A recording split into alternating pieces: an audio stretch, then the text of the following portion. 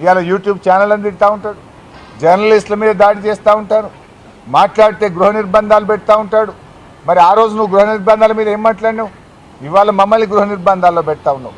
అయినా మేము సహకరిస్తాం.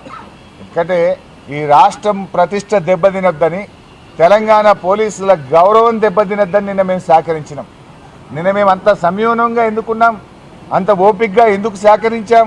మా సంయూనం వెనుక రాష్ట్ర ప్రయోజనం ఉంది, రాష్ట్ర భవిష్యత్తు ఉన్నది, తెలంగాణ పోలీసుల గౌరవం తగ్గద్దని అత్యంత సంయూనంగా నిన్న మేము సహకరించిన పరిస్థితి. ఈరోజు కూడా మేము ఎందుకు సహకరిస్తున్నాం? దాడికి ప్రతిదాడి చేయలేక కాదు. రాజకీయాల్లో ఈ రాష్ట్ర ప్రయోజనాలు ఆలోచించే వాళ్ళు దాడులు ప్రతిదాడుల గురించి ఆలోచించద్దు. రాష్ట్ర శ్రేయస్సు కోసం హైదరాబాద్ బ్రాండ్ ఇమేజ్ గురించి ఆలోచించాలి, హైదరాబాద్లో పెట్టుబడులు దెబ్బతినకుండా ఆలోచించాలనే బాధ్యతాయుతంగా కేసీఆర్ నాయకత్వంలో మేము పనిచేసినటువంటి వాళ్ళం కనుకనే